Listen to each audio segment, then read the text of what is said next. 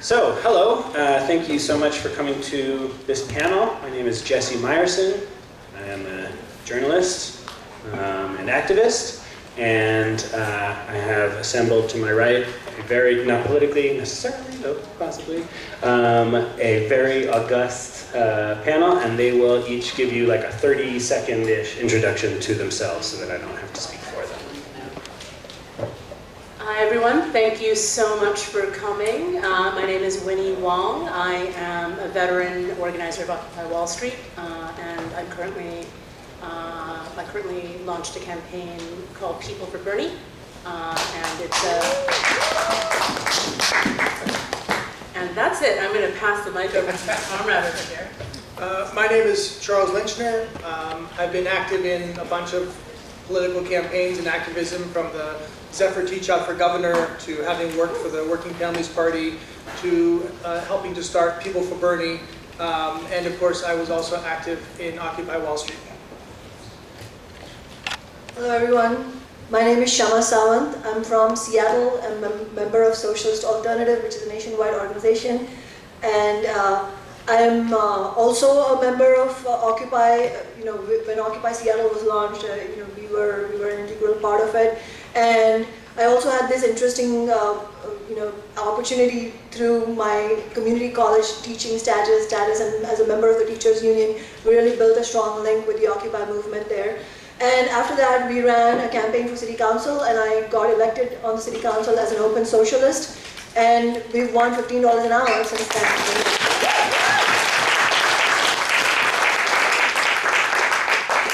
All right.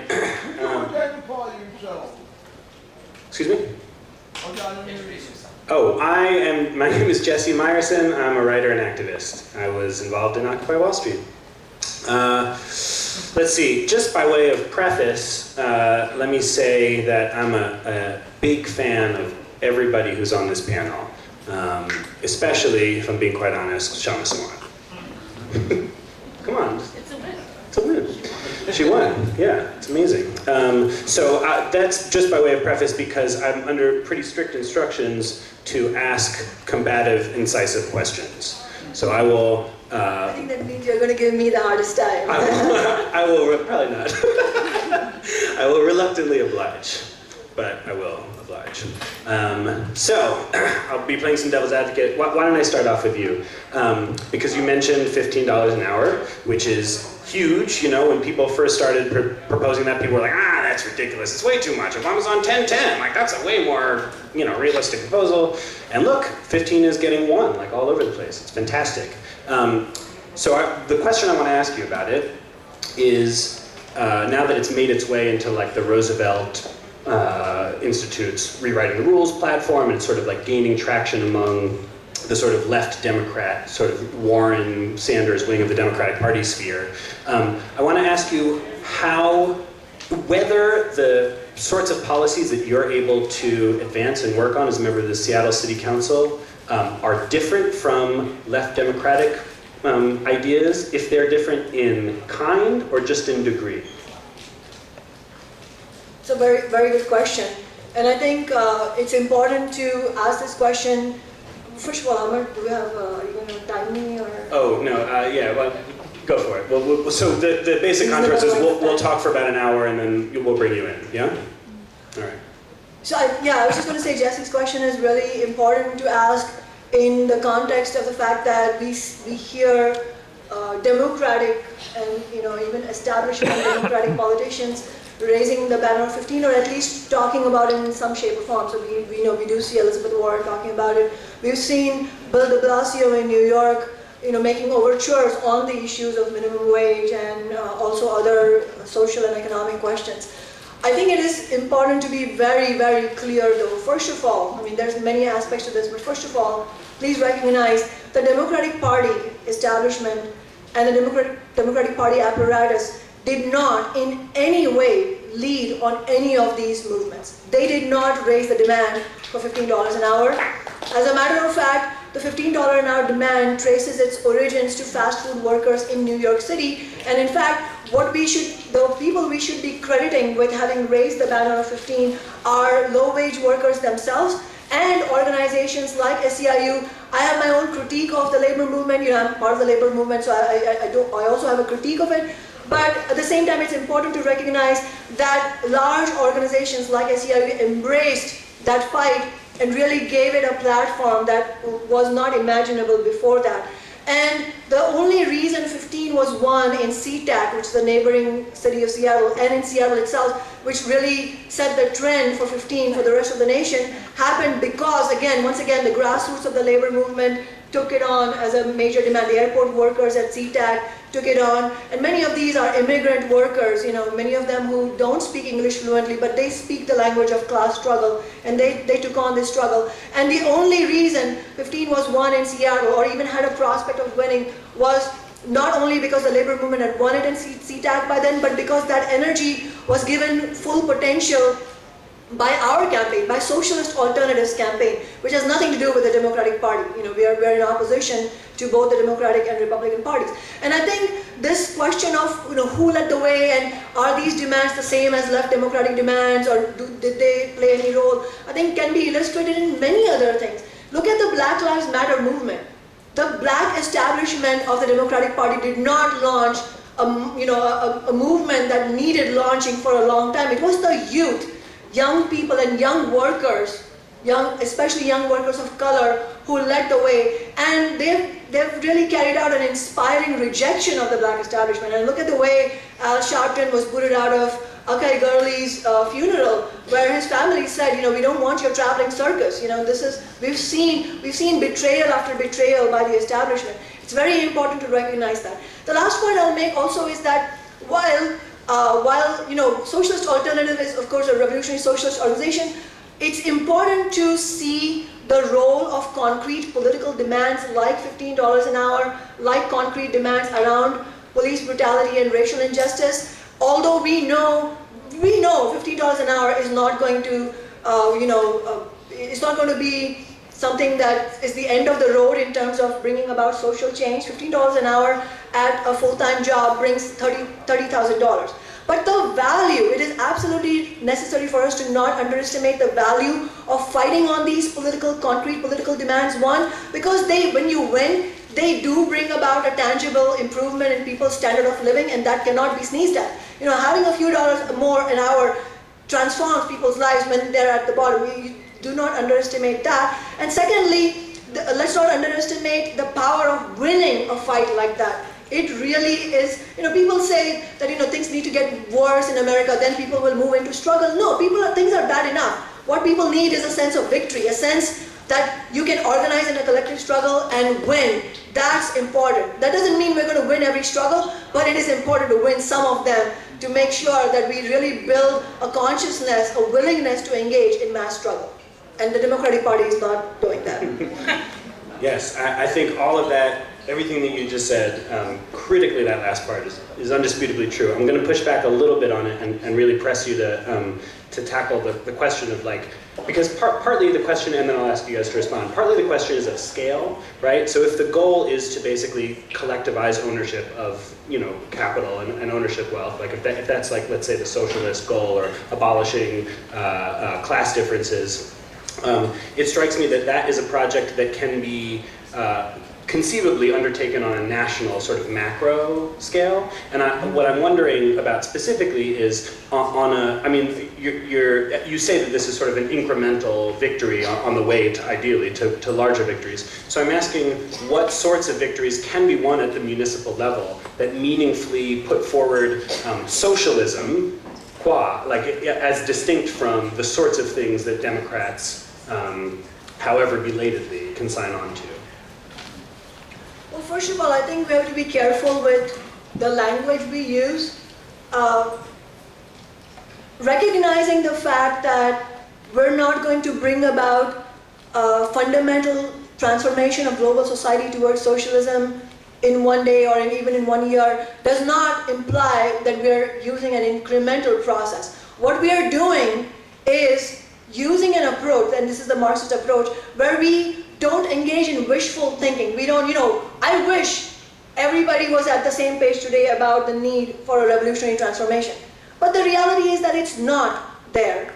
And that doesn't mean disrespecting the larger layers which are not with us right now, but understanding the reality of how people learn political, how people move from one political point to another. The way people move in political process is by actually engaging in real life struggle. And unless we provide avenues and opportunities for people to engage in real life struggle on the basis of something that they're willing to put their lives aside and fight for, we're not going to carry out that kind of process where people will understand that, oh well, winning 15 wasn't enough, obviously we need to go forward to win housing justice, we need to go forward to rebuild the labor movement, and obviously that's not going to be enough, and so on. But the reason people learn through concrete victories is, one, because as I said, it's an injection of optimism, and that is absolutely necessary. It's our responsibility to do that. The second reason, and most important reason, people undergo a fundamental political transformation through real life struggle, you can't learn this from a textbook, is because when you go out and fight on a concrete political demand, you learn firsthand the forces that are stacked up against you. And so even though when you start out, you may not be questioning capitalism. I mean, I know we are because we're here, but we can't form a revolutionary movement on the basis of the people in this room. We need to reach out to the millions of workers. And for the millions of workers, they're thinking about these things based on their day-to-day issues. I'm struggling with a dead-end job with low wages. I might be stuck with $15,000 of student debt. Where am I going to go? And so if we engage on the real life issues that they are willing to fight for, that they're willing to set their lives aside and engage in an organized struggle, then having to do that and learning that, wow, this is not something that I can just go to big business and ask nicely and win. That this is something that we will need to fight tooth and nail against this massive wall of opposition that we run into, even for something mild. That is what it changes people's political perspective. And just to give you a real life example, when we went out there to fight for 15, I mean, as Jesse correctly said, at that time, a lot of workers didn't take us seriously because they didn't think it could be won. But on the other hand, a lot of other workers did take it seriously precisely because it seemed worth fighting for. $12 an hour is not something that inspired people. Workers, $15 did. Now, there's no formula to tell us which political demand formulation exactly was going to inspire workers. It's a question of testing things out. But one of the things that was really apparent from the way workers were engaging in this struggle is, I can't tell you the number of times workers came up to me and said, wow, I can't believe I'm only asking for $15 an hour.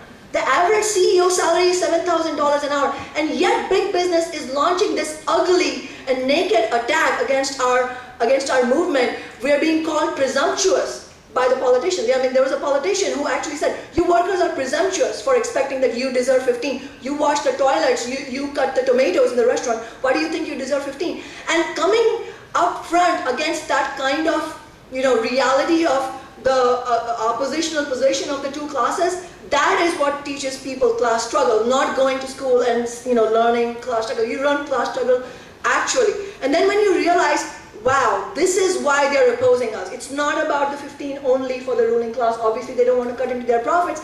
But the reason the ruling class is engaging in such a systematic opposition is because they know that if we win 15, we are going to want other changes as well. And it will inevitably, it has the potential to lead to a transformative struggle. And that is why big business is opposing us. That is what makes people really engage in the struggle. But I wouldn't use the word incremental. We are in no way sowing illusions in people's minds. At every step of the way, we have declared who we are. We do say openly we want a fundamental transformation of society, but we don't simply leave it at the abstract. We get workers to engage, we get students to engage because we're fighting on concrete demands. The same with climate change. I mean, the University of Washington students recently won a major victory by forcing the Board of Regents to divest from coal. Now, is that going to be the end of the road for climate change, the fight against climate change? No. But you can't imagine the morale that now the students have in order to go on to fight bigger fights, which are going to be much harder, like fighting Shell against the oil drilling in the Arctic. Thank you. Does either of you want to comment on anything that the council member just said?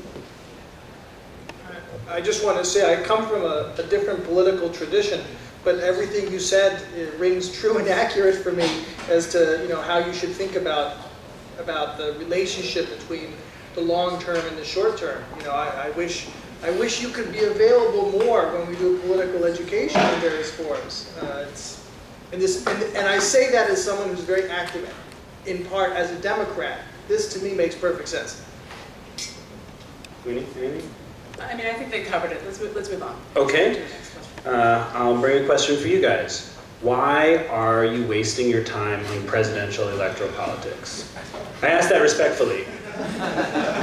Because let me give a little background. It seems in taking sort of a poll of folks here that folks are kind of generally like Bernie Sanders. They're happy to vote for him, especially against Hillary Clinton. But for maximal effect, most people think that it's not the best use of their time working on presidential politics. They think, for instance, if the title of this this session is the public square or the ballot box, they and I think quite rightly, see the public square as the more fruitful and more necessary avenue for political engagement at the moment. Right. So I'm going to divide up your question into two. Okay. So the first is why be involved in a presidential campaign, and it's a really important question regardless of which year it is. And the answer is we live in this country that has a very weird political system that was designed very carefully to disempower as many people as possible for the longest periods of time as possible. I mean, it's not just the way our elections work. It's not just the fact that we're a two-party system that makes it very hard for third parties. I mean, it's the fact that the Senate acts as a barrier, it's relatively undemocratic. The amount of political power someone from a small state, a low population state like Wyoming has is much higher proportional to someone from New York or California. There's so many ways in which we don't have a true and real democracy. But every 4 to 8 years, there is a primary without an incumbent. And in those years, there's a big fight within the Republican Party and the Democratic Party between different factions that make up that party. One of the consequences of the two-party system is that all the interest groups that want to have a piece of the pie, they want to have a determining effect for the next 4 to 8 years, are basically competing and cooperating with each other. They compete with each other during the primary, and then they cooperate with each other to defeat their rival, the other big party. And in that context, there's an opportunity to identify a cohort that sees itself together, that enters politics, that might vote for the first time, or if they're already voters, they might become volunteers and activists for the first time, or if that's something they've already done, it might be the first time they try and become a delegate for the DNC or whatever. It's this huge moment where American citizens and voters sort of move up this ladder of engagement. Now, they're not doing it as a result of someone like me coming and knocking on their door. They're doing it because we have a media and political circus and vast amounts of money sloshing through the system, and the fact that we're trained to see this and behave in this way every 4 to 8 years. So I see all of this not as something I'm proud of or want to support or think this is the way it ought to be, but as an opportunity for organizing that I either take advantage of to push for the things I believe in, or leave on the table for all the other people to organize around while I go and do something else. And I'd rather be in the mix of it and get the largest possible audience of people to be mobilized and to use their vote and to think strategically. So that's the first part of the question. The second part of the question is, why focus on electoral politics given that there's so many other parts of the process? So I just want to say, using a kind of a weird metaphor, I see social change as a kind of a product. It has different ingredients, it has different stages in the production process. One of those stages is when people who are very pure and believe very strongly in things that are not going to happen anytime soon, and they're a very small number, and they demand something that seems to be impossible. And then, at some other part of the process, the last part, some well-paid politician or lobbying group or think tank successfully trumpets that they've achieved some kind of minor reform, and they make it look like it was them that did it, right? So that's the process. $15 an hour started off as an impossible demand, but by the time it comes around, you have a potentially Democratic mayor of a city, not vetoing it or signing it, and suddenly the victory, watered down as it is owned by a much larger group. As far as I'm concerned, that's just the nature of the beast. But I don't like how people only want to be in one end of the spectrum. I want to tell the folks at one end of the spectrum that's coming up with these impossible demands, master the tools of the other side.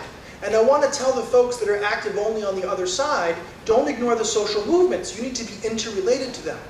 I think in the United States, we are especially prone to dividing these teams up into binary oppositions. And as an activist, I'd say that my goal is to say we will be much stronger as a progressive force for change if we mix it up and make sure that our social movement activists have the skills, talents, and experiences of electoral politics, and at the same time drag people in the electoral politics arena into the social movements where they can learn from and benefit from and contribute to the work that goes on there as well.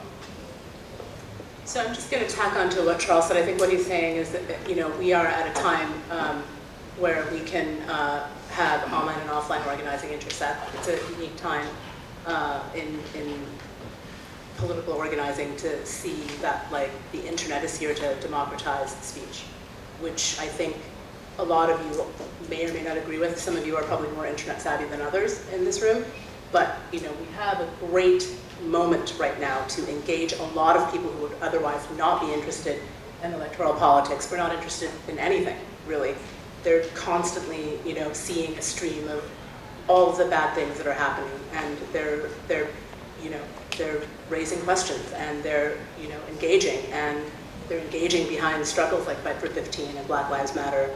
And that's, I think, a very important piece of it, is that, like, we are really at a unique time where we have, like, an internet platform that democratizes speech, you know, to the extent that it has. I mean, there are obviously some pitfalls and challenges to that, which we'll talk about later.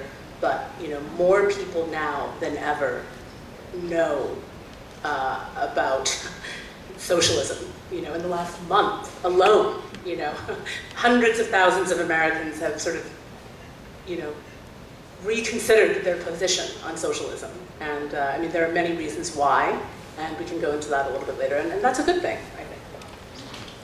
Let me drill down a little bit before I ask you to respond.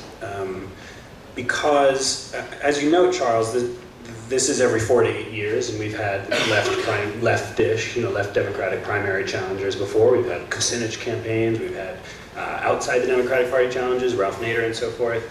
And these movements have left behind, these electoral efforts have left behind very, very little residue in the way of increased power on the left and an increased mobilized movement against the interests of capital. So partly I want to ask, like, what's different this time? And partly I want to note that Bernie Sanders, who I, you know, as I say, I like very much, I admire him, I think his time in politics has been really good. He talks a really good game, and he gives the rationale for socialism. His thing about deodorant was widely lambasted, but I thought it was a really good point. Like, yeah, let's, you know, sacrifice some, you know, market efficiency or whatever for greater equality. Like, that's a great position to inject into the debate. But as far as big transformative like, for me, I think, like, if you're running as a kind of like gonna contend for power but extremely unlikely to win, the best thing that you want to do is, like, inject big new policy ideas into the debate, and it doesn't seem like he's really doing that. Free college is like a kind of nice idea, but I don't think, I wonder what he's bringing to the campaign that you think will make it different from, say, a Kucinich campaign in the past. Funny you should mention Kucinich, because I worked on his 0304 campaign. So I'll just say I disagree with your premise that these efforts in the past haven't had a tremendous impact. We could argue over what constitutes a tremendous impact and maybe make a comparison between the impact of the Howard Dean campaign after he lost and compare that, say, to the Nader effort in 2000 after he lost. And I would argue that the Howard Dean campaign was transformative in many ways, in many places. It didn't end the war in Iraq right away, but it did create institutions like Democracy for America, and not just, groups around the country that were successful at building coalitions, drafting candidates, helping to win a number of progressive efforts. Donna Edwards' candidacy in Maryland, and she's now going to compete for a vacant Senate seat. You know, she's part of that wave. the Minnesota Keith Ellison, who was elected and is a great leader, and I think was one of the first two Muslims elected to Congress, is a beneficiary of that. Raul Grijalva of Arizona. There's a lot of things we can point to and say that's because the folks that are fighting on the left progressive side of the map in mainstream Democratic Party politics are getting smaller and more effective over time. And that's why we've successfully made sure that things like reducing Social Security are now anathema to most elected Democrats, which was not the case 10 years ago. I won't say we've won the fight against TPP, that's obviously not true, but the fact that Obama had to publicly denounce Elizabeth Warren in order to, as part of his arm-twisting lobbying effects, that's actually huge. What it suggests is that we've put this Democratic president on the defensive against the grassroots and part of the leadership of his own party. These are important things. They don't mean that we have successfully, cousinched our way into being on the verge of socialism. But what it means is that we are fighting a very long battle in the most powerful, most right wing of the industrial democracies. It's a very powerful enemy that we're fighting against. We're not about to win tomorrow. We have a lot of fights that we're going to have to be together on. And I think that these efforts are part of building up our forces in order to stop bad things from happening and trying to fight for good things. And the second thing you said about big policy ideas. So let's not marginalize ourselves. Almost everything we want is not new and is not a minority-held view. It's common sense. Why should Bernie have to introduce new, crazy, radical ideas that sound odd when he can stick to things people already believe in and say them in simple language and use that as a way to push the Beltway establishment in the direction of what people really need? There's no need to sort of make us look like a very far-left newspaper that most people can't understand or identify with. I also think that he actually is saying things that are very radical. He is, he's using terms like, I'm going to take on the military-industrial complex. And when has that ever come out of the mouths of any politician in the last however many decades? So he's saying on establishment mainstream television that, a Scandinavian model of socialism isn't such a bad thing, right? That what's wrong with that? He's on the defense. He's being very confrontational.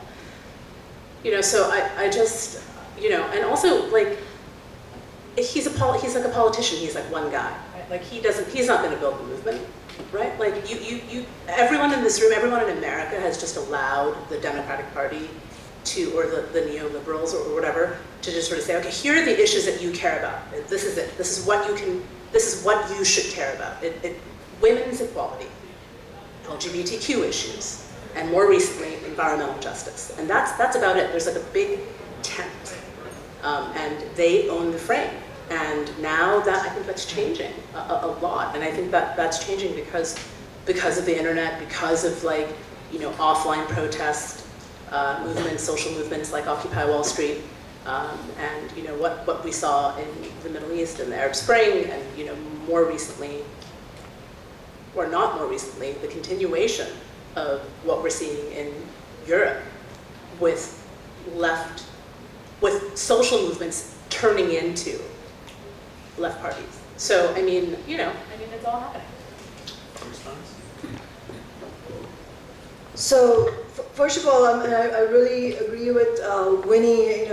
She's emphasizing the point that we are actually in a very, very important moment in U.S. history and indeed global history, because there is a huge opening for the left. And we were just talking about this in the previous discussion that perhaps the worst mistake the left could make at this moment is not recognizing what a huge opening there is and how much of a hunger and anger there is for an alternative politics.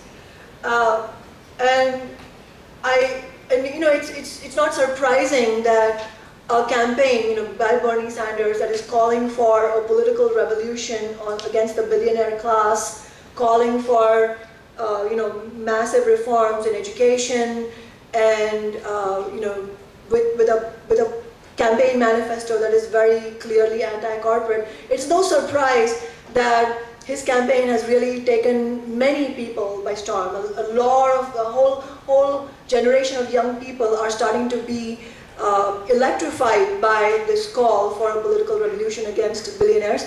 And Again, it's no surprise that in the first few days of his declaration, I think $3 million were donated, hundreds of thousands of people have got linked up and so on. So I think that is absolutely what we should expect, and it's a positive thing. It reflects two things. One, on the one hand, it reflects the enormous political vacuum that the Democratic Party and the Republican Party have left. They are out there, talking about something that's, on their planet, and then there's this whole, place where most ordinary Americans exist, where they feel sold out by the entire establishment because nobody's really talking about their issues. And as Winnie said, here you have somebody who's declaring himself to be his campaign to be a fighting force for the working class.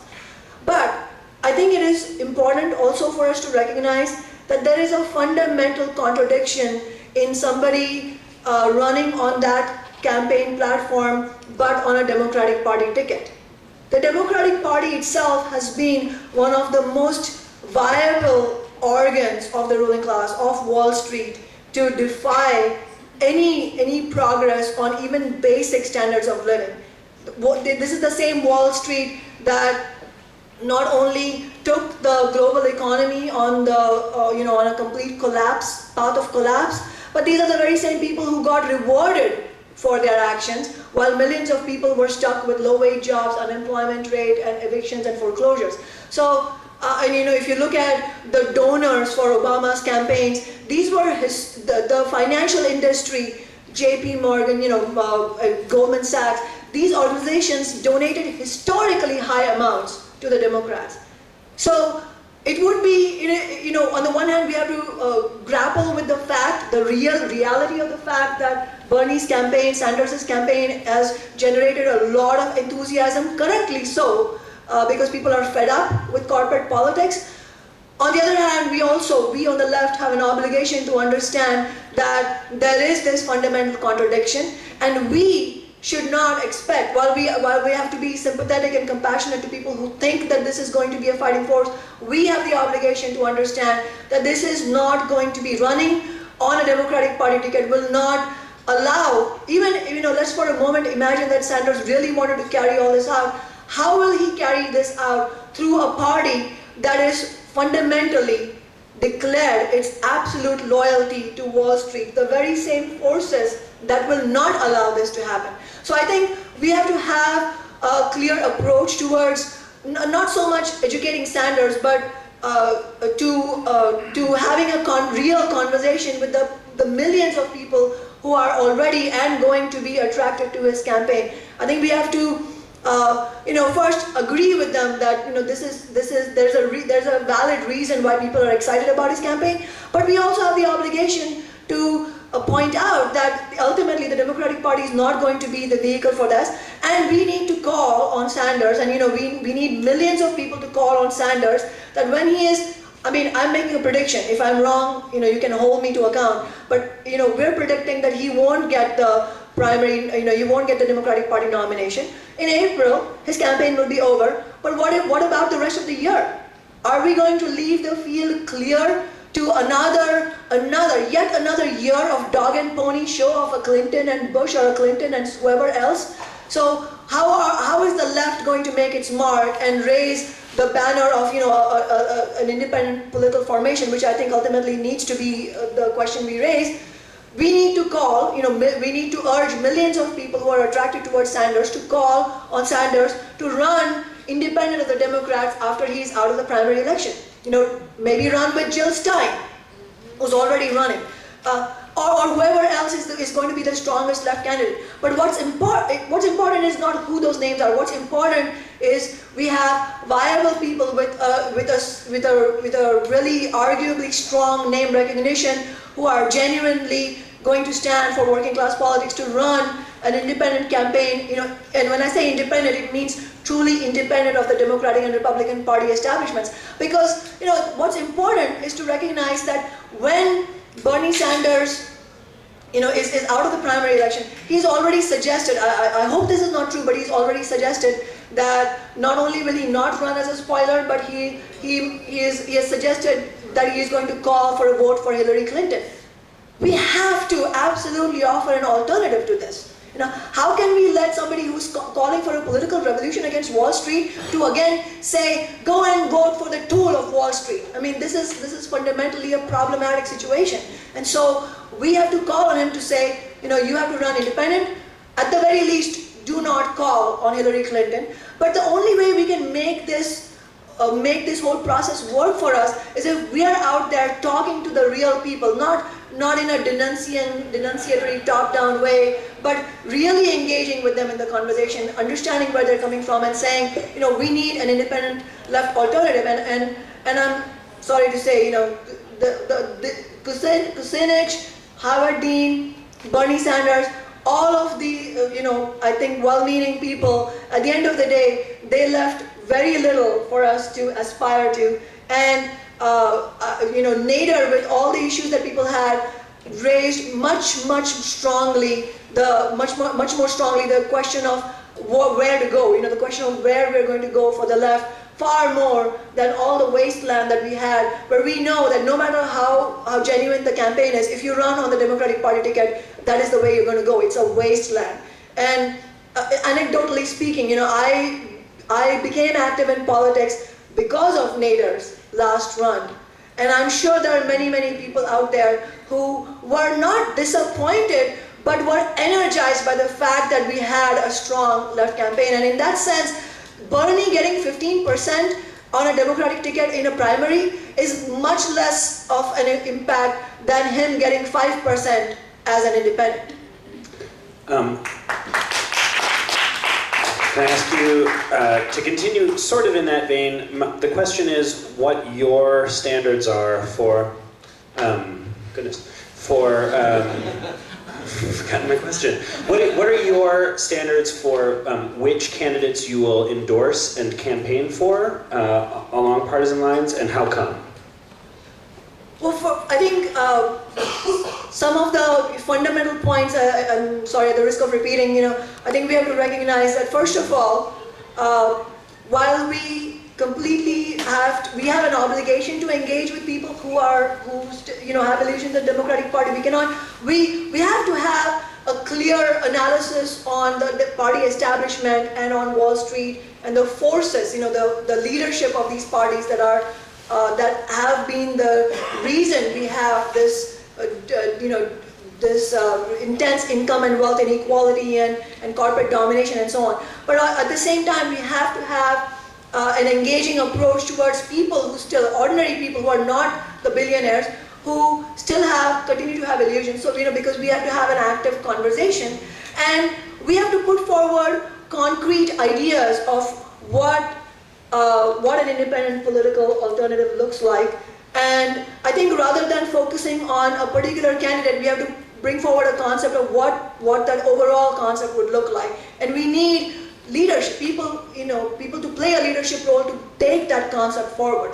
So I would say that, you know, first of all, I mean, I want to talk about, you know, just sort of a general framework of what I think we should call for.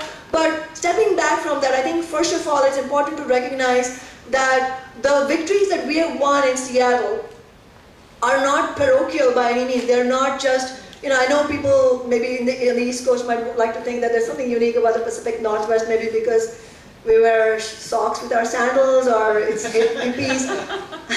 I'm intentionally being facetious to fight against this idea that there was something unique. Of course, for every victory that the left can achieve, whether it is on a political demand or on an electoral tactic, there will be specific factors that help or hinder us. There's no question about that.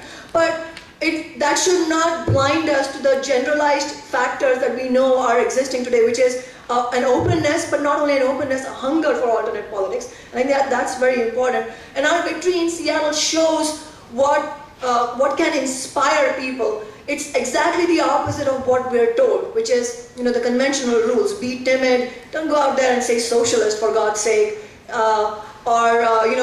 know, you have to take money from anybody who's willing to give you money.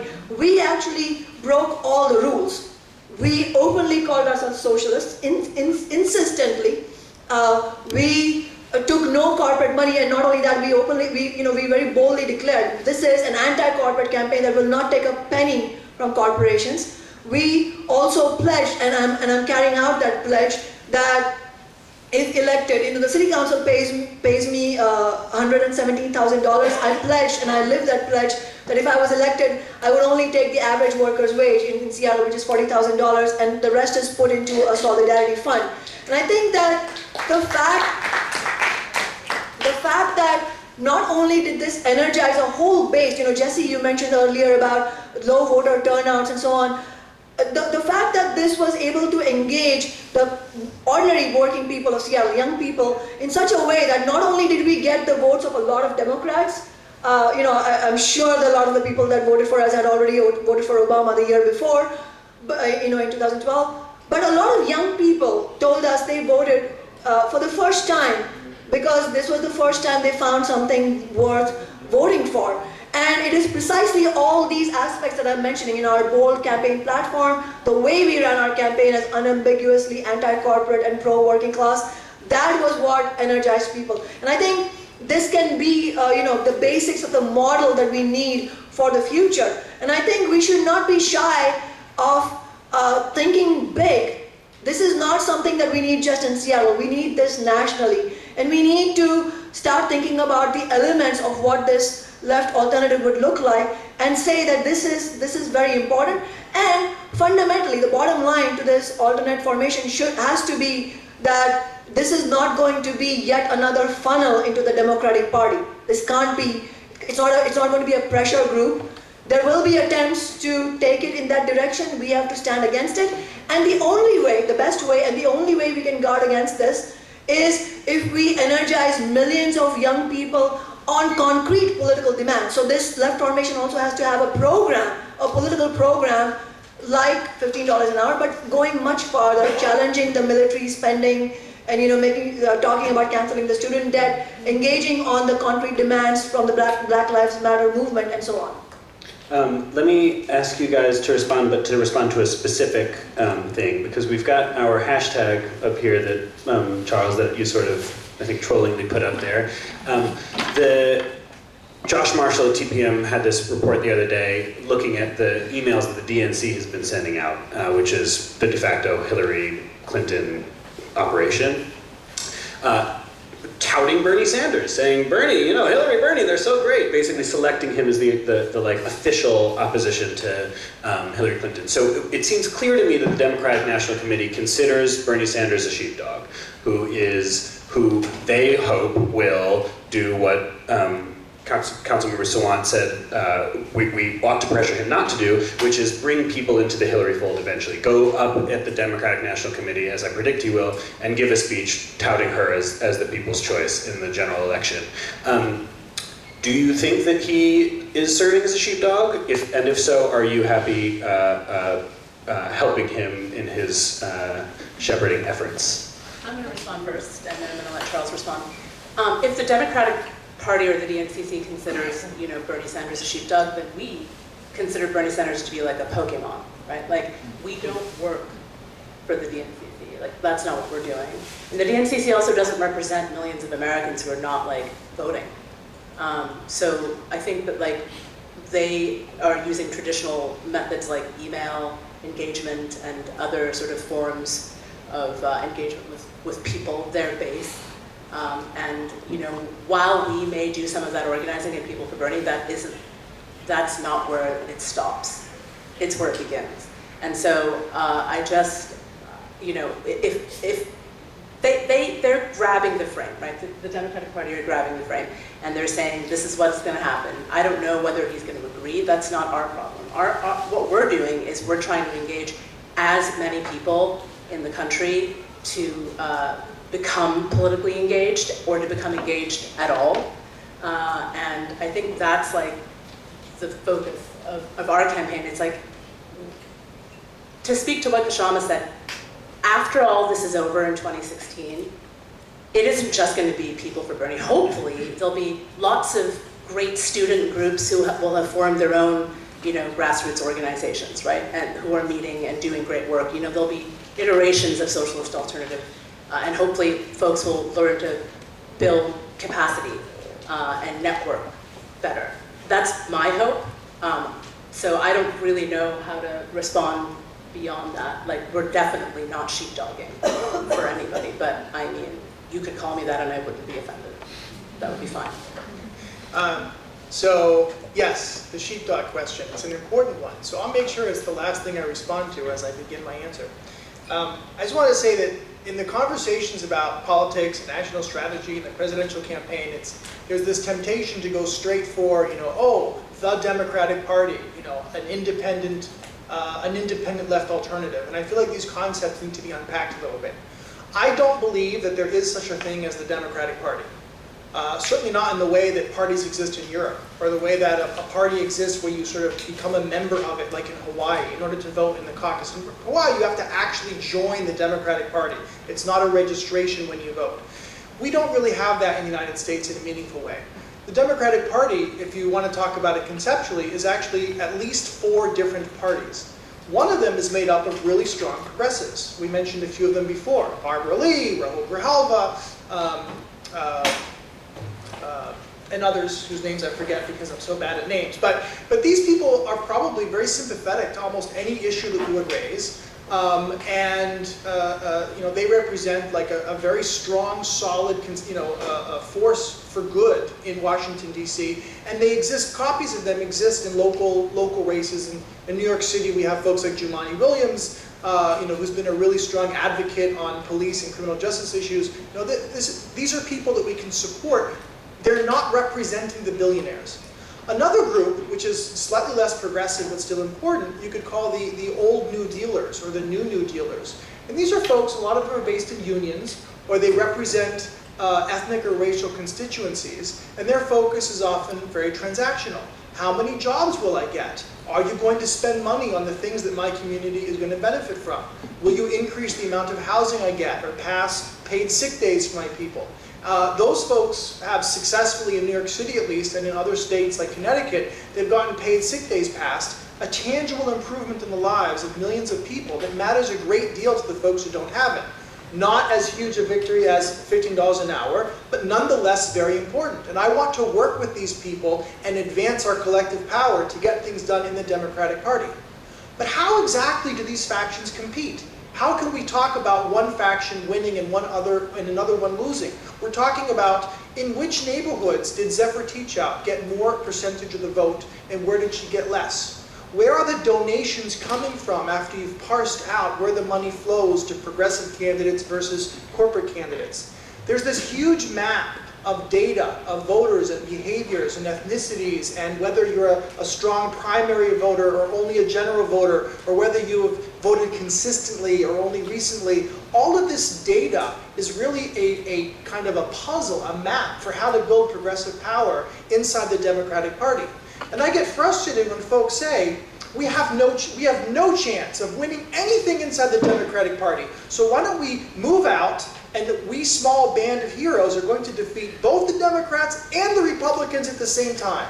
It's as if coming bruised from a fight where you win only 2.5 percentage points of the vote, you come out and you say, but next time if I can fight both big parties at the same time, I'll do even better.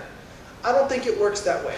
I think that if you can't actually win progressive victories inside the Democratic Party, that's kind of a signal that you're less likely to win progressive victories outside the Democratic Party. And as evidence, I would just say that however wonderful Nader's campaign was in 2000, and I voted for him, he got about 2.5% of the vote. He was very inspirational. And in 2012, when Jill Stein ran against who she ran against, she got about 0.37, or roughly 10% of the vote that Nader got. I don't understand why it makes a difference how transformational his rhetoric was, when the legacy on the ground of how many votes and how much data is produced by people fighting for those ideas is just proven to be something that does not ignite large numbers of people.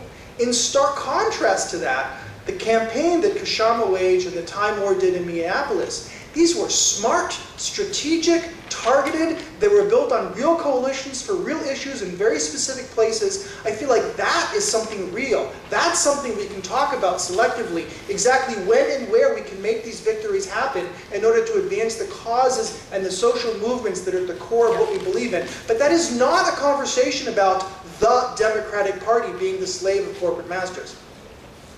And in terms of sheep herding, not to the Democratic Party, but to the Hillary Clinton campaign for president. I will just say that I haven't made up my mind on this, which is going to sound like a weaselly cop-out, and I know it. I'm just going to say that I know people whose lives are going to be impacted by whether or not a Democrat or Republican is elected to the White House. It really matters to me. And I have communities that I listen to. And I feel like I want to spend the next year talking to those communities about why they should support Bernie Sanders, and not have to talk about why I think maybe it's not such a big deal if a Republican is elected president because of my political behavior. Let's as we say in Hebrew, let's slaughter the cows one at a time after another, and not try and round them all up at the same time and go after all of them at once. That's a strategy for losing. Ooh, that's a morbid phrase. We Jews, we're morbid. Your response. So yeah, thanks for an excellent and engaging discussion, both to the audience and my fellow panelists, Jesse. I agree with Charles. The Democratic Party is not a party like some of the parties he was talking about in Europe, where you pay membership dues and you get to engage in a certain way. But I think ultimately what that actually proves is precisely the fact that the Democratic Party funnels all of the energy of young people, workers, the labor movement, and takes all our resources, all our foot soldiers, all the money we put into it, and then turns around and uses it to further their absolute unshakable loyalty to Wall Street. And I think we have to look at the outcomes. This whole question of can we build progressive power through supporting the Democratic Party? Let's look at the record. I mean, is the record mixed or questionable? The record is an unassailing, an unblemished record of fighting for Wall Street and betraying the interests of working people. Look at the hope that people had when Obama was elected, and look at the historic numbers through which the LGBTQ community, women, black people, young people voted for him. And look at what we got. We got an intensification of war. We got an intensification of drone attacks. We got a continuation of the papering over and defense of Israel's violence against Gaza. We got the highest number of deportations. We got the punishment of whistleblowers like Chelsea Manning and Edward Snowden. We got the rewarding of the very Wall Street that had very nearly sunk the global economy into darkness.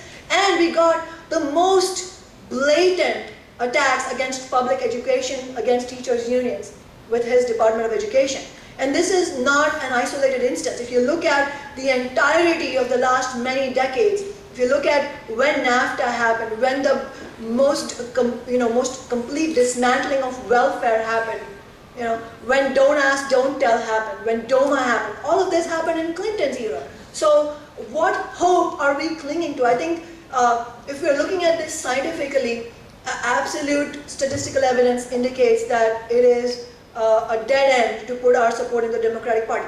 I don't disagree that there are genuine people within the activist layer and the rank and file of the American working class that identifies as Democratic Party.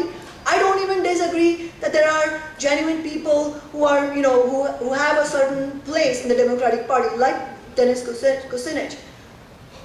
Unfortunately, though, they end up, whether unconsciously or knowingly, they end up playing a far more insidious role than knowing where somebody stands, because they provide cover to the Wall Street agenda of the Democratic Party establishment. So as long as you're going to put your faith in a Kucinich or in a Democratic Party Sanders or in Howard Dean, what we're going to see is a continuation of what we've seen before, which is all the Democratic Party playing the role of being the wasteland, a graveyard of social movements.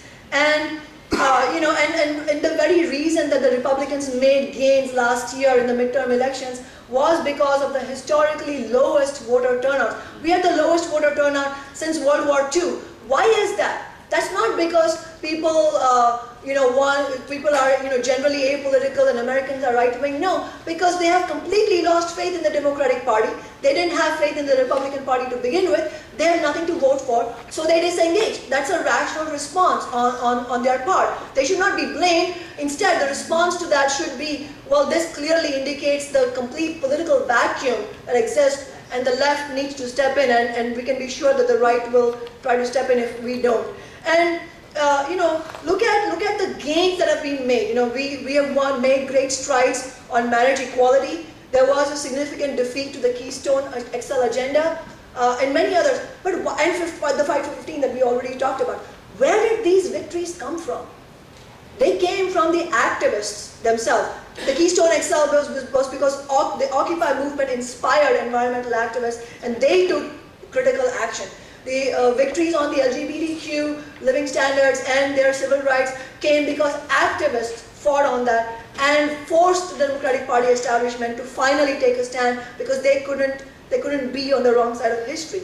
And I would also seriously challenge this idea that we should only be engaging in selective left alternative electoral tactics, but generally be engaging within the Democratic Party. Charles, you talked about Seattle. You're right. I mean, I wouldn't make the sort of the naive claim that everything can be exactly replicated in every other electoral tactic everywhere else. Obviously, factors will be different. Obviously, we're not going to win every single battle. But what stands out about Seattle, and is unfortunately by no means unique, we've seen the same thing happening in Chicago.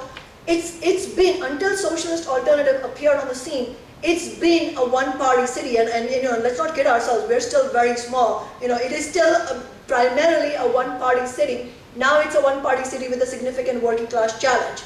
But we don't have Republicans there to do the bad stuff. It's the Democrats.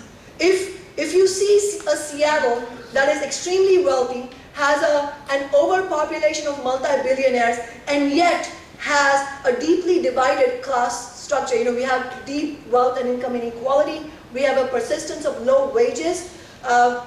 In a city of 650,000, we have 100,000 workers under the age of making under $15 an hour. This is huge wealth inequality. We're seeing a skyrocketing rent crisis. The city has basically become unaffordable and livable to even people who used to think of themselves as middle class. We're seeing racial disparities. The US Department of Justice has placed the Seattle Police Department on a consent decree because of systematic excessive use of force and racial bias. Why is all this happening? At whose doorstep does this social and economic situation lie? It lies at the doorstep of the Democratic Party. And again, this is not something that was in the, it's not an artifact of the past, and now that socialist alternative has shown the way, the Democratic Party is embracing us. It is quite the contrary. This year I am up for re-election, and who do you think has lined up establishment candidates against us? It's the Democratic Party. Who do you think is collecting super PAC money to defeat us? It's the Democratic Party. Who do you think is trying to play the race card in a very ugly way to divide the vote? It's the Democratic Party. Who do you think fought against us systematically and joined hands with big business to, until the very end, try to defeat $15 an hour? It was the Democratic Party establishment. I think that we have to be honest with ourselves and understand that there's a difference between being friendly and being compassionate towards people who have illusions in the Democratic Party, making a distinction between that and the establishment that very clearly drives the Democratic Party's agenda. And that's why, you can see one of the things that's happened in Seattle is that people are so inspired by what we've done.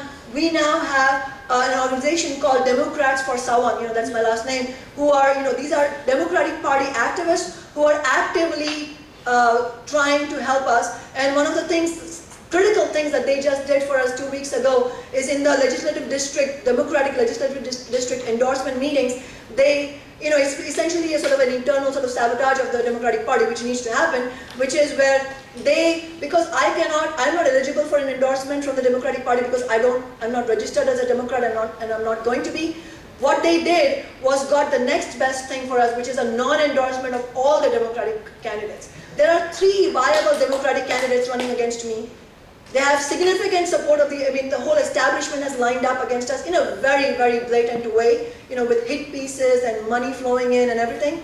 And yet, their base is so disillusioned with them and so disenchanted with them that we were able to win this non-endorsement from card-carrying members of the Democratic Party. That shows you how much of a gap there is between the establishment and between the rank and file. And we have to reach the rank and file, not the establishment. All right, that was about an hour. We'll open it up. We'll take some inspiration from Occupy and try and institute a step up, step back rule, which is to say if you are from a historically privileged community, consider stepping back. And if you're from a historically disempowered community, please feel urged to ask your question. Let's start in the back there. Okay, my name is Henry. I guess there's a few things that I was wondering about. I mean, so the left, since Bernie has come out, has spent a lot of time sort of talking about how, well, it's not going to do much, or it's not good enough, it's not radical enough. And I do think, like, I mean, going back to the original framing of this panel, you know, the sort of ballot versus the public square as a way like a machine change, you seem very skeptical. I mean, you did a little bit of the mainstream Democratic Party. I mean, I share that skepticism.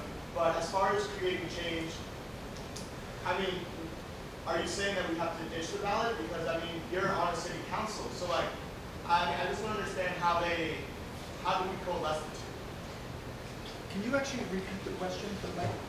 Yeah, the question, as I understand it, is trying to make sense of a politics that favors the public square to, especially the Democratic Party, but that also engages electorally in electing, say, people like council members, so on. Is that about right? Yeah, how much room is there actually to engage in mainstream politics if we're ditching the Democratic Party entirely? Can I just answer that real quick? I mean, more people need to run, right? Like, that's like a really big part of the problem. Like, all of you people, that guy in the corner, Sean, he should run. He's probably going to.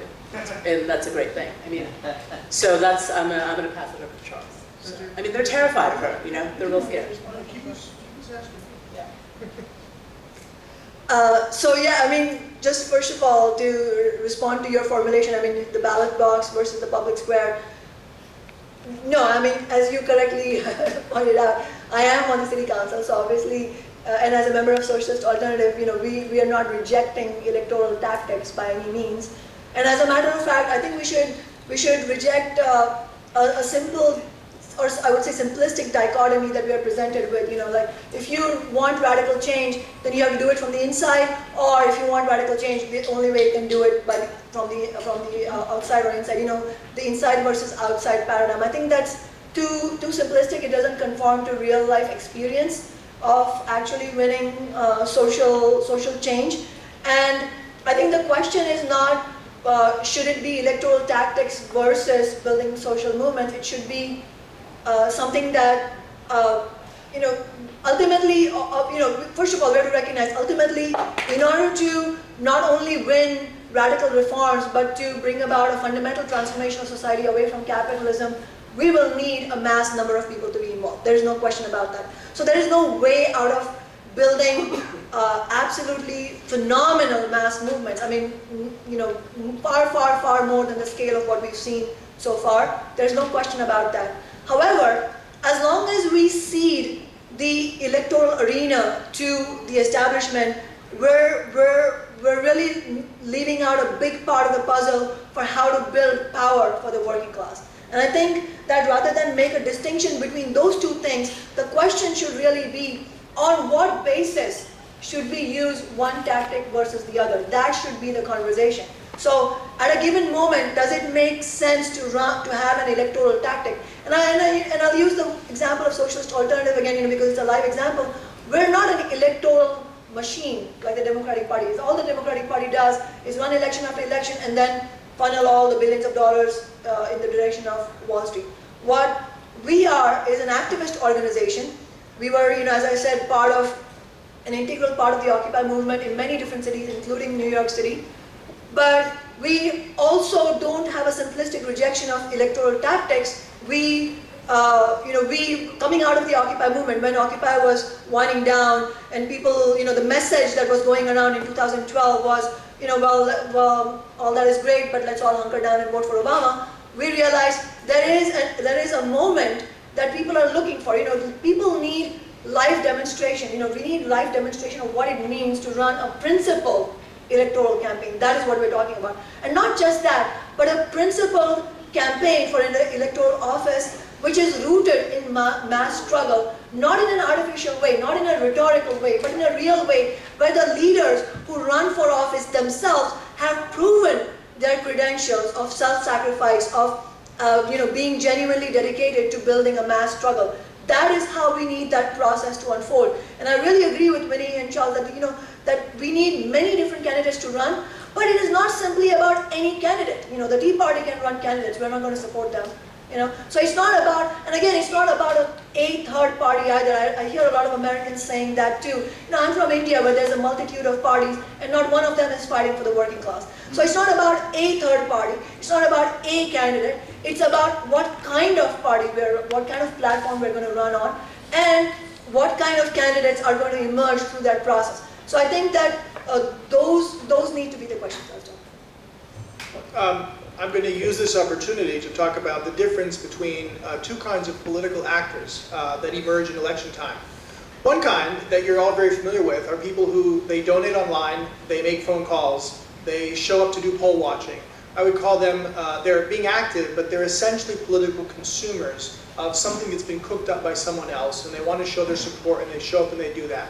This is, if you're a candidate or a political party, this is what you want, because they're less likely to push back, they're more likely to self-replicate, and they don't present demands to the campaign structure that you then have to waste time dealing with. And if you don't have much money and are an underdog, it's even more difficult when you don't have these folks on your team. That's why in a city like New York, having a union or community organization or democratic club is so important. These are those activists who can do the work. On the other side, you have entrepreneurial activists. And these are the folks that shine in the Black Lives Matter movement, in Occupy, and various other settings. And the question we ask ourselves at People for Bernie is, what would it look like if we could connect all the entrepreneurial activists to each other instantly without any intermediary, and then every time they ask us what ought to be done, we'll say, what do you think ought to be done? And every time they ask us if we can offer technical support, we'll say, sure, here goes. Here's the admin password. Go email, go tweet, go Facebook. And every time, in other words, that mass granting of permission to all the entrepreneurial activists, and make sure that it's done in an atmosphere of fun and mutual respect and adventure and what can you get out of it. We're basically trying to break the paradigm of what it means to be an activist in a political campaign and make it much more like a social movement and much less like a traditional consumer politics. And the slogan we use is, we want to make everyone into a producer of politics and not a consumer of politics. But we can't do it unless more of those producers, join and figure out and get in the mix. All right, let's take your question. Okay, sign me up, okay? Because I was just up in Burlington. I'm a producer. I've been an activist since Occupy in Los Angeles began, and I did not go for Obama. In fact, at a fundraiser for Bernie in 2011, I begged him to challenge Obama in the primary, and he said, no. I'll never forget how he said he did not want to be president. The only reason he's doing it now is he feels compelled, there's no alternative. Okay, so I've been involved in the TPP, fracking, net neutrality, consistently working in national coalitions for the past 3 years on all of these issues. And when I saw Bernie in Richmond a few months ago, when he spoke to Richmond, where they achieved a victory, Team Richmond with a Green Party mayor, over Chevron, because of door-to-door organizing, and he talked to them about how you need to organize on the basis of issues, which is the same thing that Elizabeth Warren was saying. I had my 3 minutes with Bernie, and I got him to do a little promo on fracking, to ban fracking in California. And then I begged him to run as an independent, because I said that he should be leading a movement, not a campaign, something that would sustain itself once he was done. Because Obama, for America, he disbanded his campaign. All his volunteers who were so inspired. Now, many of them I work with, because they went on into other movements. And they learned all they learned on that campaign, and they became organizers. So that's good. But what Occupy taught me is that we all can be leaders. And that's what I'm so glad to hear, that this is what People for Bernie is all about, because you can do things outside his campaign that he's not going to be able to do. I really hope that he does not, tell people to vote for Hillary. That will be disappointing to me, but I disagree with a fellow activist who I won't name because I respect him very much, but he's going around calling all of Bernie's followers like sheeple, because they're just, he was so mad that Bernie didn't run as an independent, that he's now bad-mouthing Bernie, and I think that's such a bad thing. It's like Kshama said, you know, we need to meet people where they are. And if you have activists that aren't going to go out and organize protests the way that I do or lead campaigns, but they just want to follow somebody, they're really disillusioned, they really want to go out and do that kind of work. And Bernie says, and he speaks to them, then let them do that. Don't call them sheepdogs. But, you know, at the same time... Have you got a question? Yes, Sorry, if you I could do. move to the question. I understand about, okay, Progressive Democrats of America has the inside-outside strategy, and they urged him to run as a Democrat. What I want to ask you is, you know, I watched the TPP in the Senate, and we lost by 2 votes, the fast-track vote. And if either of your senators, Patty Murray or Maria Cantwell, had shifted, you know, there were some amazing Democrats, Jeff Berkeley, Elizabeth Warren, Bernie Sanders, Sherrod Brown, led the fight against the TPP. I want to know, with what you're talking about right now, you created a movement. Did you then take that movement, your followers, the people that support you, I mean, were you occupying those 2 senators' offices? Were you trying to make them realize that there would be political consequences for them if they supported that TPP? Because that's worse than Wall Street. That is a global corporate coup d'etat. Once that thing gets passed, everything that we all believe in is done for. All right. The question, just to reiterate, what action you took to try and convince the 2 Washington state senators to oppose the TPP? Thank you for your comments, by the way. And if it's okay with you, Jesse, I just wanted to quickly, you know, second the speaker that, you know, I think it's completely counterproductive to direct our attacks at people who are excited by Bernie Sanders' campaign and calling them sheeple. It's absolutely just, you know, I completely disagree with that approach. I think we need to be extremely positive towards them, and in a genuine way, not in a condescending way, and you know, use this moment to continue to build a real force for the left. Should I continue? Yeah, why not? The light switch is over on the left. I feel like I look a lot better now. On the left. I feel the same way. As far as the question of TPP is concerned, I mean, that's an excellent question. You know, just I'll respond specifically about Cantwell and Murray, and these are 2 senators in Washington State. But just backing up on the TPP issue itself, I think first of all, the you know, the audacity with which, And it was good. the audacity with which Obama, you know, went on this PR offensive after, you know, the Democratic Party had a significant pushback from the activist layer, from the labor movement. I think, I mean, the vote being 2, I mean, the vote against fast track being 2 votes short, it indicates several things. One is, first of all, it indicates how, it shows you, again, you know, very recent example of how much and how dedicatedly the Democratic Party establishment will fight for something we all know is going to be completely destructive to workers and to the environment.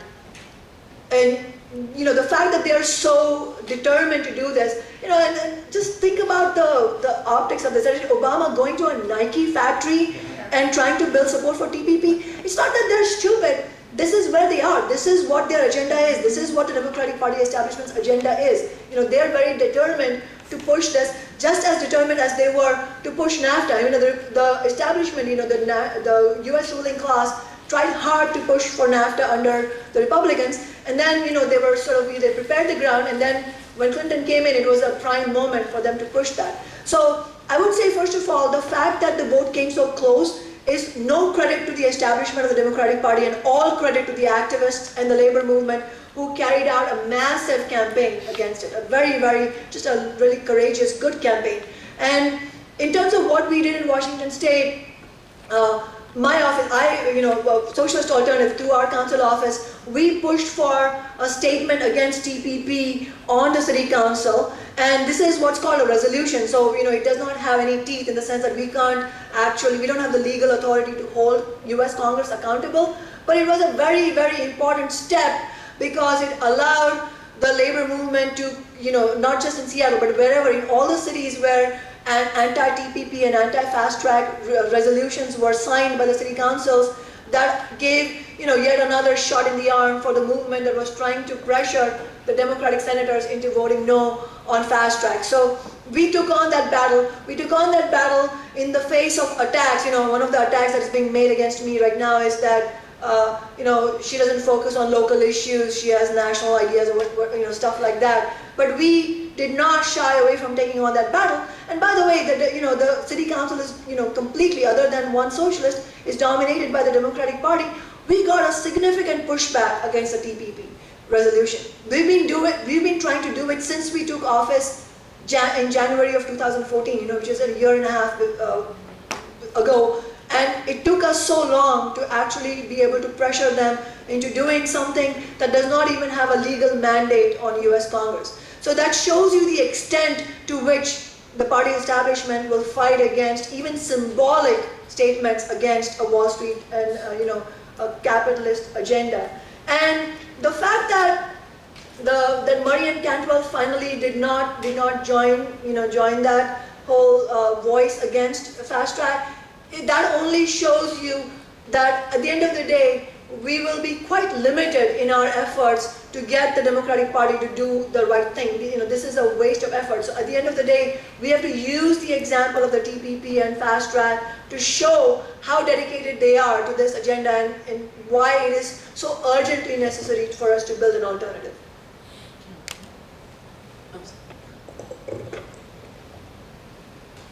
The reality is most people in America don't know what the TPP is. So, these senators, they don't really, what incentive do they have to actually vote, with, in good conscience? I mean, they just don't, they don't know. I mean, they don't have a constituency that actually cares about the TPP because they don't know what it is. And so that is actually, something that we really need to be thinking about moving forward as we try to build power on the left. So that's something that you can't expect Kshama to be the only person in Seattle fighting these fights and showing up to the office. People need to know about the issues, and we have to figure out quickly how to create a platform that connects all of these struggles. I think that Occupy Wall Street was a good moment in time where single issue activism became multi-issue activism for 90 days, and then it fell apart. And the cops broke it. I mean, the state broke it up. And so now here we are in 2015, and we have another opportunity to do that. And I think we have made a lot of progress in the last 4 years. I think that there have been many victories, but there have also been many crushing defeats. Just two things. I disagree with the assessment that the main division is between the party establishment and then all these other people down below. There's dozens of senators. How can you call someone like Liz Warren not part of the party establishment?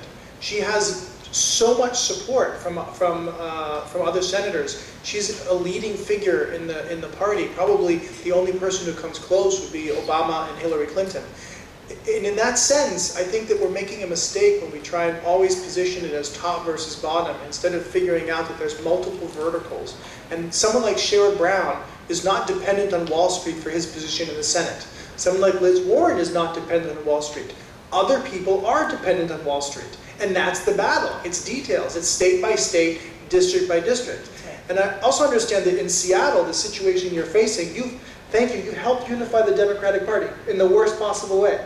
But in cities like New York or Chicago, there have been concerted efforts to build progressive caucuses within the city council that are willing to stand up and oppose a Democratic mayor or a Democratic Party establishment in order to win, particular gains that maybe the majority would not do and fight against someone like Rahm Emanuel.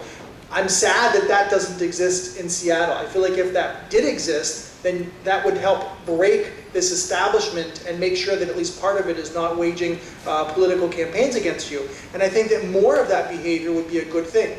And the last small thing is, just very short, there was a monk who went to his master and said that he keeps on having a dream where he's walking on a road in order to meet the Buddha.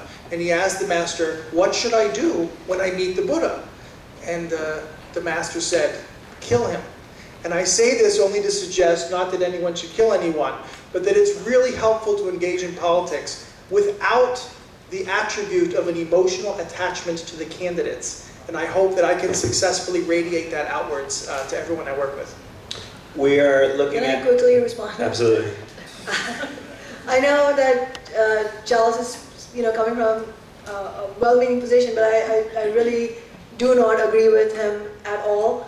And I'm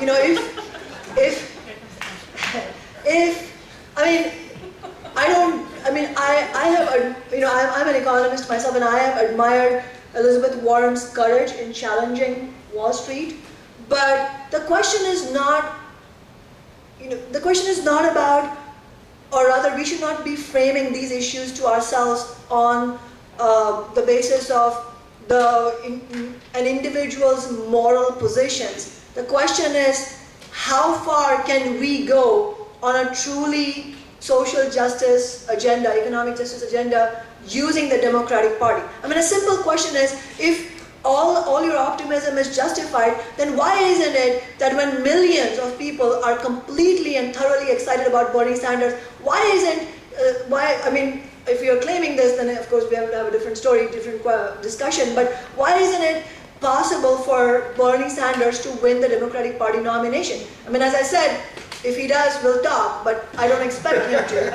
And that is precisely also the reason that Elizabeth Warren, while she is a prominent figure, and I give her credit for what she's done, at the end of the day, she does not control the agenda of the Democratic Party.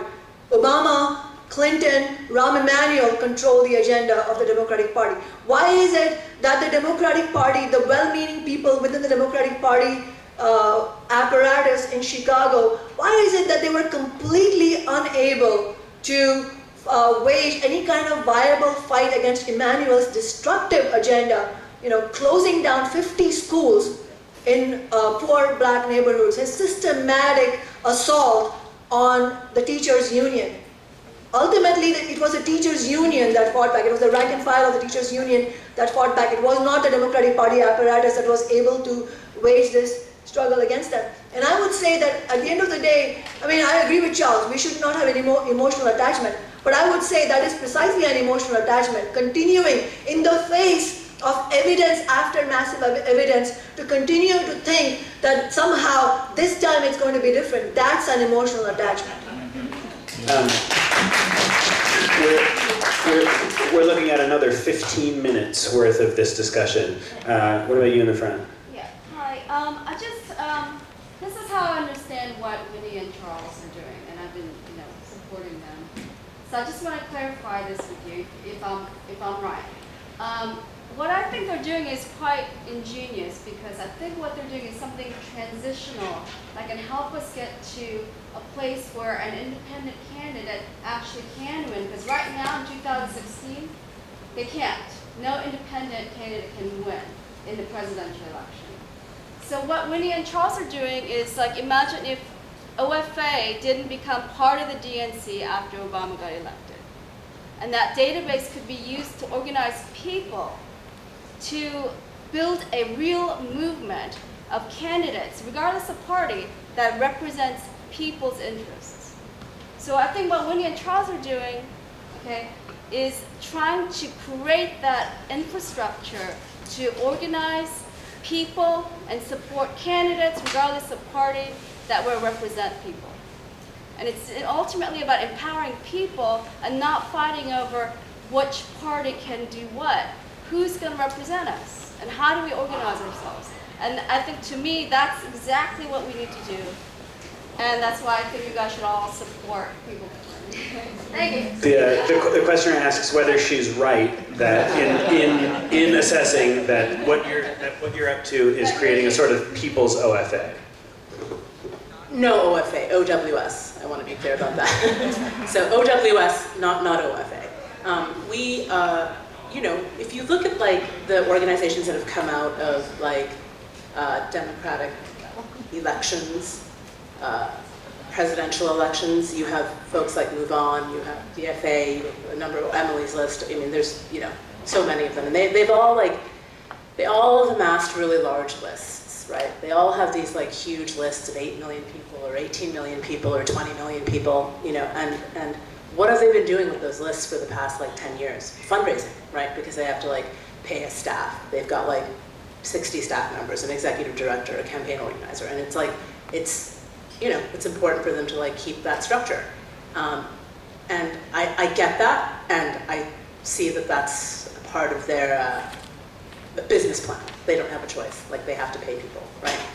What they're not doing though, is they're not taking the responsibility of moving the needle with these email blasts or with these offline engagements that they have, if they're protests or if they're petitions or whatever they're doing.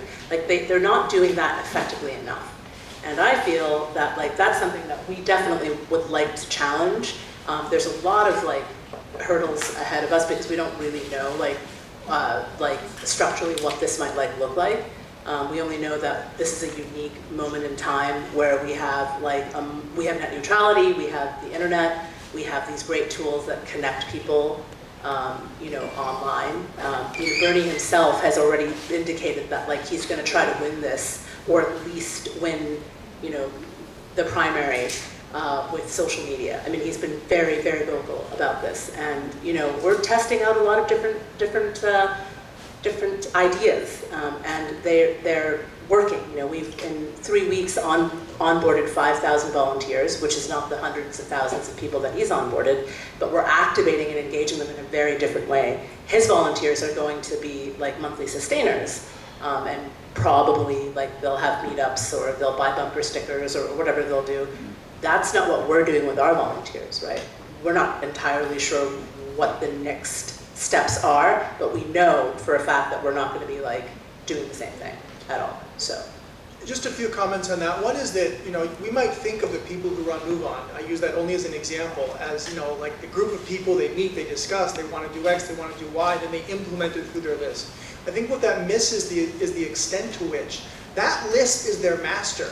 They can't just decide to do something, and then the list doesn't care, won't sign the petitions, won't donate, and they're like, well, so what? We're going to do it anyway. No, they have to do the stuff that the list is going to support. Otherwise, they're not going to get their salaries paid, they're not going to get the media that they want. So what happens is they have to generate a certain amount of excitement, actual people doing cool stuff, or piggyback on actual cool stuff that is happening so that their list will become enthusiastic about that particular project. And we saw that during Occupy Wall Street, when organizations that had nothing to do with the energy that brought that about almost immediately started to message in support of it and even offer material support to be part of that, because that's where the attention is.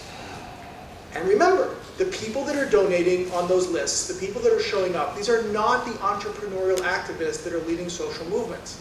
So I would just say that just to remember, the entrepreneurial activists are actually the agenda setters, even for groups like Move On, which is to say that if we can unleash the power of all the folks that want to do stuff on the issues they care about and make them popular and create street heat, we don't have to worry about what a small group of decision makers at the top of each of these organizations is going to do. They're going to follow where their base is, and their base is going to follow where the attention is, and the attention is going to come from the entrepreneurial activists. So I would just say, don't worry about what other groups have done in the past. Worry about what we're going to do in the future. We're also trying to make more people become entrepreneurial activists by actually empowering them. And this is like my dream come true. This whole project is like a dream come true. Being able to sort of say, hey, listen, you want the password to our main Facebook page? Write me, I'll give it to you. Like, I don't care. Like, what's the worst thing that could happen? So far, nothing bad has happened. You know, you have to trust people. You know, and I think that's something that we're really like trying out, and we're testing that out. I mean, in the last month alone, or 3 weeks, it's only been about 3 weeks, we've seen, you know, we've seeded the hashtag, it's officially viral, everyone's using Feel the Burn. It's just what it is. I mean, it's on the cover of the Washington Post, you know, I mean, headlines they're modifying the hashtag, you know, and that's exciting. I mean, that's something that we've done, and we're letting people start their own groups and their own Twitter pages and their own Facebook pages, and saying, you know what, like, you can call yourself you can call yourself whatever you want. Like, you can call yourself the state director of, you know, Montana, if that's what you want to do. And plenty of people are doing that, you know, and it's working out, And we're really grateful for that. And, I'm sure there'll be some challenges ahead of us that we'll solve. We are explicitly trying to make Bernie supporters an uncontrollable force. That's right. I just want to say that I really like the concept of an entrepreneurial activist, and I fucking hate the name. Okay, so we've got about 10 more minutes. Cole, why don't you ask the last question, and then we'll see if everyone can keep their response to about 3 minutes apiece. Okay, so this is for Charles and Winnie. I'm just wondering, what a successful Bernie Sanders campaign actually looks like, assuming he's not actually going to win. So just how well he does in numbers-wise. Is it just this big group of energized people who can connect? I mean, what does it actually look like? Let's have each of you respond to that, and then let's ask you what you think the best thing that could come out of Bernie Sanders for building a socialist alternative would be. And I don't mean that as the party name, I mean that generally. So my dream is that he just wins the primary, right?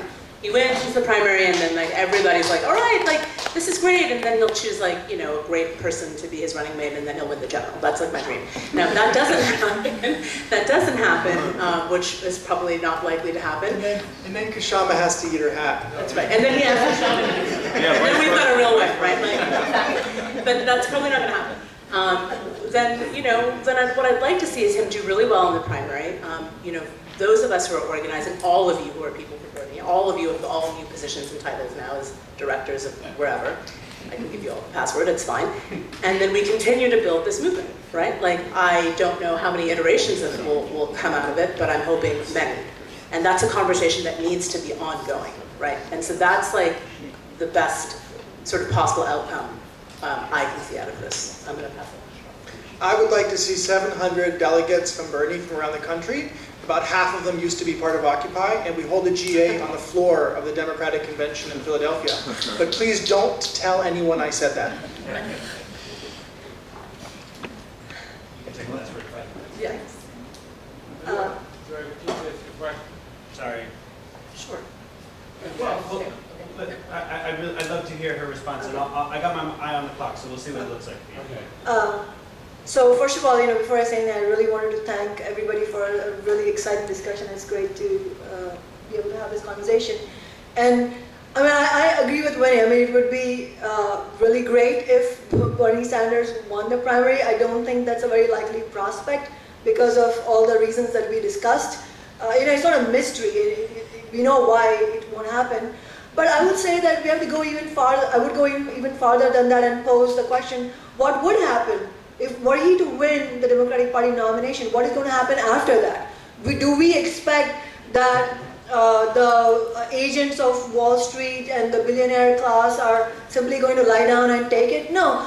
If he comes anywhere, right now, Jesse's right, right now the Democratic Party and Hillary Clinton's camp is in some ways, I think, welcoming a little bit of the Sanders excitement because it funnels some excitement into the race itself in a state where, in a situation where most people are disengaged and people are disgusted, and certainly this year they're not paying attention to it. Maybe after the primaries next year they might start tuning in. So he brings in a little bit of excitement and they might want to use it for their own benefit. But I can promise you, if the Sanders campaign starts getting any kind of ascendancy in the real debate, they will go after him. You will see Hillary Clinton going after him mercilessly and relentlessly to completely discredit him. There will be all kinds of personal attacks.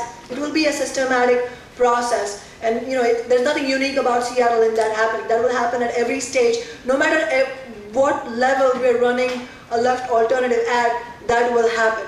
So, we have to, think about in that context, what's the best. I would say the best thing would be for us to be in a situation coming April where Bernie Sanders, I don't expect this to happen again, but if he were to not give his endorsement to Hillary Clinton, if he was to stand by an independent left challenger, if he was to run as an independent left challenger himself, genuinely presenting a challenge for Wall Street, not in this mixed up contradictory way where he says that but then runs on a party that is a party of Wall Street. Those would be good things. I'll tell you another thing. Another important thing we need to watch out for is the many, many people, especially young people who are for the first time radicalizing and politicizing around his campaign. The very real fear we face, prospect we face, is of them seeing him, be defeated and then turn around and endorse the very candidate they hate passionately, the very politics they hate passionately, that is going to result in a wave of demoralization and dejection that we need to avoid. And that is why we on the left cannot we can neither support Sanders' Democratic run uncritically, but nor are we in a position to denounce the people who are supporting him. So we have to be there with an alternative narrative.